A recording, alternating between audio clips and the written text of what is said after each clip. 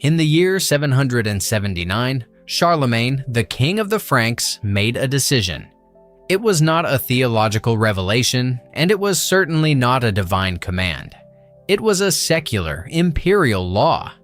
And the chances are exceptionally high that you, or someone you love, are still paying the price for that exact legal decree today. You do everything you are told. You work hard. You try to provide for your family. You face an economy where the math simply does not work. And yet, on top of all the pressure, you carry a heavy unspoken guilt. You have been taught that if you do not give 10% of your gross income to a religious institution, you are robbing God. You have been told that failing to hand over that exact percentage invites a financial curse on your life. And so, you give money you do not have, driven by fear. But the reason you feel this suffocating pressure is not because you lack faith. The reason is that you are living under the weight of a medieval tax law disguised as a divine command.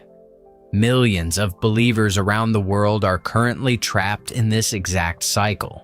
You sit in a pew struggling to pay rent or afford basic groceries, while a leader on a stage tells you that unlocking a financial breakthrough requires a strict 10% cut of your salary.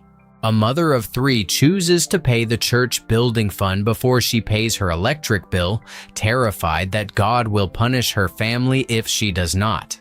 This is not an isolated feeling. This is a documented global reality. People are signing mandatory church membership covenants, submitting their financial records, and facing public shaming or even excommunication if they lose their job and cannot pay their quota. You feel like the failure when the money runs out. But the math of your life is being broken by a system you were never meant to carry. And the data on this is devastating. A massive percentage of regular churchgoers who enforce a strict 10% tithe are living paycheck to paycheck, while their institutions accumulate tax-free wealth.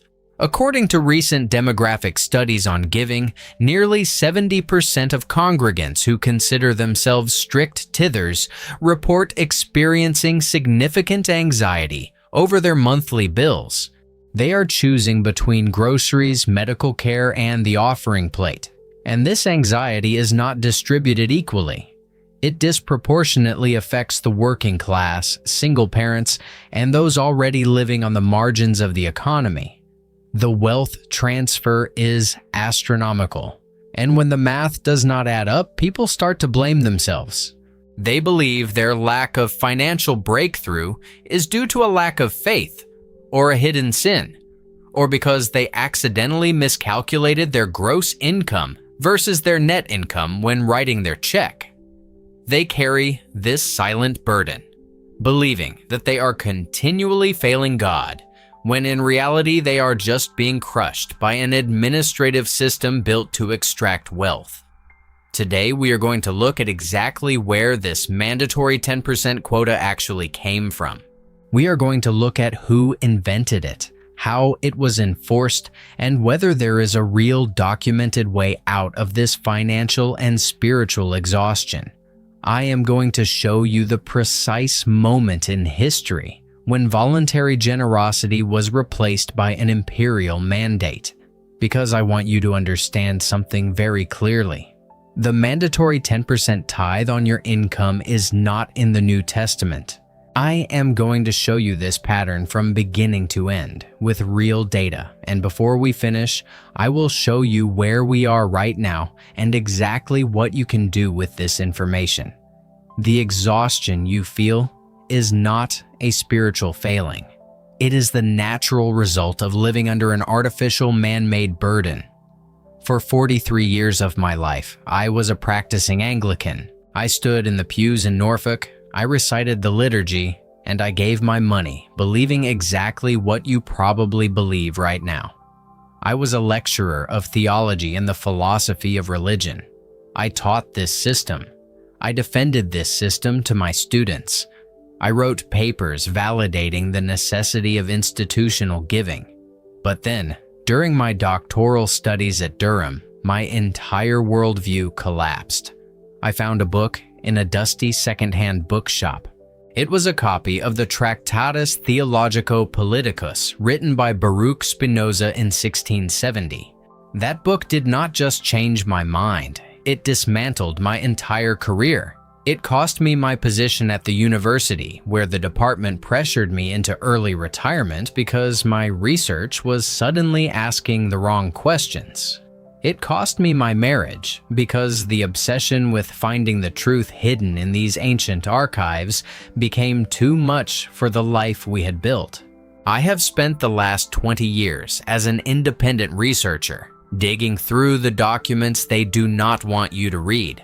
Because once you see the architecture of the deception, you cannot go back to sitting quietly in the pew. To understand where this came from, we need to go back in time. Not to the 1st century, not to the time of Jesus and the apostles. To understand the financial pressure you feel today, we have to travel to the 8th century, specifically to the year 779. The place is Herstal in what is now modern Belgium. King Charlemagne, the ruler of the Frankish Empire, is expanding his territories. He is fighting the Saxon Wars, trying to consolidate power across Europe. He is building a massive administrative state, constructing roads, cathedrals, and fortresses. The sheer logistical nightmare of funding an empire of this magnitude was staggering. He did not have a modern income tax system. He needed funding, and he needed a reliable, enforceable system of taxation to maintain his power across the vast territories of Western Europe. And so, Charlemagne issues a legal document known as the Capitulare Haristalense, the Capitulary of Herstal. I want you to understand exactly what this document is. It is not a Bible. It is not a letter from the Apostle Paul. It is not a theological treatise. It is a secular state law. And in this law, Charlemagne establishes the very first imperial decree in Western Europe, making the payment of a 10% tithe compulsory under the penalty of the state. He took what had previously been voluntary Christian charity, given freely by believers to support the poor and the local ministry, and he transformed it into a rigid state-enforced tax system. This was a stroke of political genius. By taking the biblical concept of a tenth, which had previously only applied to the ancient agricultural society of Israel, and applying it as a universal tax across his empire, Charlemagne created an unstoppable revenue stream. He sent out royal envoys known as the Missi Dominici to ensure that every single landowner and peasant paid their 10%. If you did not pay your 10%, you were not just a bad Christian. You were a criminal. You were breaking the law of the king. You could be fined, your property could be seized, and you could face the full wrath of the Frankish military state. It was a fiscal apparatus of state control, designed specifically to fund the Carolingian Renaissance and the military expansion of the Frankish kingdom. But Charlemagne did not invent the spiritual threat out of thin air. He had help from the religious establishment. To trace the origin of the spiritual fear you feel today, we have to look 2 centuries earlier. In the year 585, the Catholic bishops gathered at the Second Council of Mâcon. This was a critical moment in church history. The church was gaining political power, building grand structures, and expanding its influence across the remnants of the Roman Empire. But voluntary giving was unpredictable. The bishops needed a guaranteed, predictable income to fund the massive cathedrals and the growing hierarchy. So, at this council, they issued Canon 5. Canon 5 is one of the most important documents you will ever read regarding church history, because it marks the exact moment the threat of hell was officially attached to your wallet. It was the earliest ecclesiastical decree that threatened excommunication for Christians who refused to pay tithes. Do you understand what excommunication meant in the year 585? It did not mean you just had to find another church. It meant you were cut off from the sacraments. It meant your soul was damned to hell. It meant you could not be buried in consecrated ground. It meant you were a social outcast, a pariah in your community. You could not trade. You could not marry. You were socially and spiritually dead. The bishops took the voluntary generosity of the early church and weaponized it. They linked your eternal soul to your financial compliance. And this brings us to a mechanism that you need to understand. Because this mechanism is still operating in your life today, just under a different name. The mandatory punishable 10% tithe works exactly like a subscription service that holds your digital identity hostage. Imagine you sign up for a premium software service to manage your entire digital life. Your emails, your photos, your banking records, your contacts, everything is stored on their servers. At first, you pay the monthly fee because you like the service. But then, you lose your job.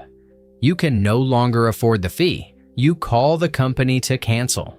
But the company tells you that if you cancel, they will not just delete your account. They will permanently ruin your credit score.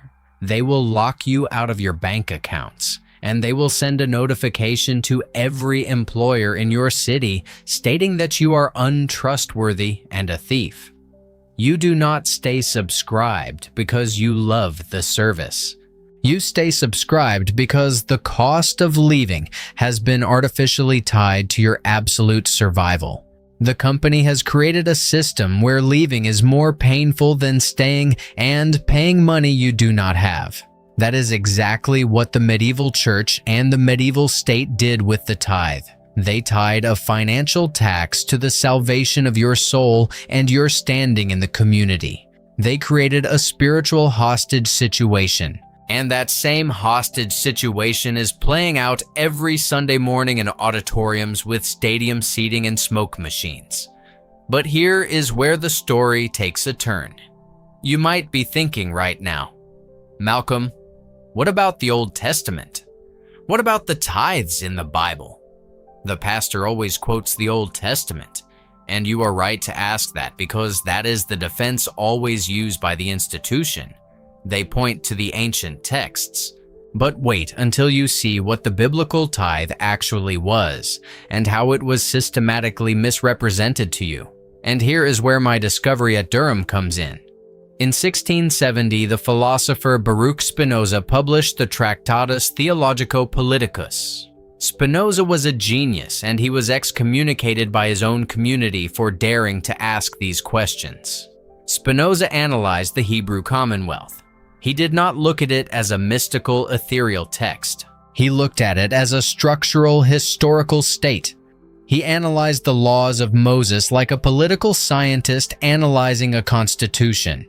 And what Spinoza demonstrated is absolutely devastating to the modern tithing narrative. He proved that the biblical tithes were civil agricultural levies. They were taxes designed for public administration, civic relief, and to support the Levites. Why the Levites? This is the crucial part that is always left out of the Sunday sermon. The Levites were a landless tribe. In the division of the Promised Land, every other tribe received territory. Territory meant wealth. Territory meant the ability to grow food, raise livestock, and sustain a family. The Levites were forbidden from owning land. They were the public servants, the administrators, the judges, and the temple workers. Because they had no land, they had no way to feed themselves. Therefore, the tithe was established as an agricultural tax, specifically crops and livestock, to feed the public servants and the poor of that specific nation-state. It was a political tax for a specific civil structure. You brought grain. You brought sheep. You brought produce. You did not bring cash. Spinoza proved that taking these ancient agrarian state laws, which were designed to feed a landless class of public servants, and applying them to modern people as an eternal religious obligation to fund building projects and pastoral salaries is a fundamental misconstruction of what the law was. It is like taking the tax code of ancient Rome and telling people in modern London they will go to hell if they do not pay it. And the historical data backs Spinoza up completely. We have the receipts.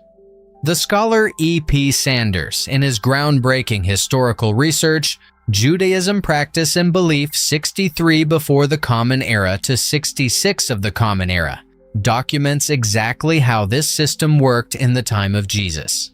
Sanders shows that ancient Jewish tithing under the Second Temple was an agrarian multi-tithe system. It was not a flat 10%. There was a first tithe, which went to the Levites. There was a second tithe, which was brought to Jerusalem and actually eaten by the family who brought it during the festivals. Think about that. You were commanded to eat your own tithe in celebration. Have you ever heard a modern pastor tell you to take 10% of your income and spend it on a massive celebratory feast for your family? I highly doubt it. And then, every third year, there was the poor tithe, which was kept locally to feed the orphans, the widows, and the destitute in the local town. When you add it all up, it totaled over 20% of agricultural produce annually. It was a complex, state-run agricultural welfare and administrative system, and it was physically demanding. We are talking about moving massive amounts of grain, dragging livestock across the Judean countryside, managing massive storehouses. It was never a flat 10% cash tax on the wages of a Roman citizen. It was never a cash tax on a fisherman's daily catch. It was never a cash tax on a carpenter's wages. It was tied entirely to the land of Israel and the agricultural produce of that specific land. And if you think this is just an academic debate, let us look at the reality of your life. Let us look at the math. Because the math of the modern tithe does not work, and it is destroying families. Let us say you bring home a salary of $3,000. Rent or a mortgage for a basic apartment or small house is easily $1,500. Groceries for a family of 4 will cost you $800. Utilities, transport, and basic insurance take up another $500. That leaves you with $200 at the end of the month for emergencies, clothing, or savings. But the institution demands 310% of your gross income before you pay for any of those necessities. The math simply does not close. And when the math does not close, the modern institution tells you to pay the $300 anyway, promising that God will miraculously make the remaining $2,700 stretch further than the original $3,000. They tell you to step out in faith. But when the electricity gets cut off, or the car breaks down and you have no emergency fund because you gave it to the church, the institution is not there to pay your bills. You are left alone, feeling like you did not have enough faith. The arithmetic is brutal. The system is designed to extract wealth from the bottom and funnel it to the top, using divine fear as the enforcement mechanism. So why do you feel so much guilt when you look at your bank account today? Because a medieval Frankish king's tax law has been dressed up in Old Testament clothing, combined with an ancient Israelite agricultural welfare system, and sold to you as the mandatory word of Jesus Christ. But here is the truth that breaks the whole system apart. Jesus never taught it. Jesus never asked Gentile converts for money or tithes. Never. Not once. You might immediately ask, what about Malachi chapter 3? The famous verses about robbing God. The verses that are read every single Sunday before the offering buckets are passed around. The verses used to make single mothers feel guilty for buying shoes for their children instead of putting money in the offering plate. Let us look at the history. Malachi 3 was addressed strictly to Old Covenant Israel and specifically to the Levitical priests. The priests were mismanaging the agrarian food stores, the crops, and the livestock that were meant to feed the landless Levites and the widows. They were keeping the best for themselves and offering diseased animals on the altar. God was speaking to a corrupt priesthood in an ancient nation-state about stealing food from the poor. It was an Old Testament Mosaic tax system, specific to that nation and that covenant. It was never a command for a New Testament church in London or New York or anywhere else. Taking a rebuke directed at corrupt ancient priests who were stealing grain and using it to threaten a modern factory worker into giving up 10% of his salary is historical and textual manipulation of the highest order. And what about Jesus in Matthew chapter 23? This is the other verse always quoted. Jesus told the Pharisees they ought to have tithed without neglecting justice and mercy. Yes, he did. Because Jesus was speaking prior to the cross, while the Old Covenant temple system was still legally in effect. He was a Jew living under the Jewish law, addressing other Jews who were strictly tithing garden herbs like mint, anise, and cumin. Read the text carefully. Jesus was scolding them for hypocritically obeying Levitical agricultural rules, counting tiny leaves of mint, while ignoring the weightier matters of the law like justice, mercy, and faithfulness. He was pointing out their hypocrisy. He was not establishing a new financial law for the future church. He was not commanding Gentile New Testament churches to enforce cash tithes on modern salaries. And what about Abraham, the ultimate defense? The pastor will say Abraham tithed to Melchizedek in Genesis 14 before the law of Moses even existed. Therefore, tithing is an eternal law. Let us look at the actual text of Genesis 14. Abraham tithed to Melchizedek. Yes, he gave a single, voluntary, one-time gift. And what did he give? He did not give his income. He did not give his wealth. He gave 1/10 of the spoils of war after defeating pagan kings in a battle. It was a one-time event. It was not a recurring 10% tax on his personal income. Furthermore, read the rest of the chapter. Abraham kept 0% of the remaining 90% for himself. He returned it all to the king of Sodom, stating explicitly that he would not take even a thread or a sandal strap, so that no man could claim to have made Abraham rich. If modern pastors want to use Abraham as the model for giving, they should tell their congregations to give 10% of their war spoils to the church and give the other 90% to the local government. But they do not teach that, because it does not fit the financial model. The historical and biblical truth is blindingly clear, and it completely dismantles the guilt you have been carrying. Dr. David A. Croteau, in his brilliant academic research entitled "You Mean I Don't Have to Tithe? A Deconstruction of Tithing and a Reconstruction of Post-Tithe Giving," provides rigorous theological and historical documentation showing that no New Testament author commanded a 10% tithe for Gentile churches. 0. None. There is not a single verse in the entire New Testament where a Gentile believer is commanded to give 10% of their income. Croteau spent years analyzing every single mention of giving in the New Testament.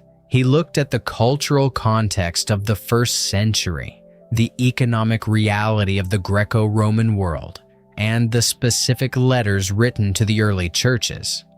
His conclusion is absolute. The 10% rule was never applied to the early Christians. The early church did not operate on a system of mandatory taxation. They operated on a system of voluntary generosity based on the needs of the community. In the book of Acts, believers sold what they had and shared with those in need. It was organic, it was radical, and it was entirely disconnected from the rigid arithmetic of an imperial tax. Instead, the New Testament established a completely different model. It is a model based on freedom, not fear. In 2 Corinthians chapter 9 verse 7, the Apostle Paul wrote the actual standard for giving. Listen to these words carefully. Each of you should give what you have decided in your heart to give, not reluctantly or under compulsion, for God loves a cheerful giver. Not under compulsion. I want those words to sink in. Not under compulsion. Charlemagne used compulsion in 779. The Council of Mâcon used compulsion in 585.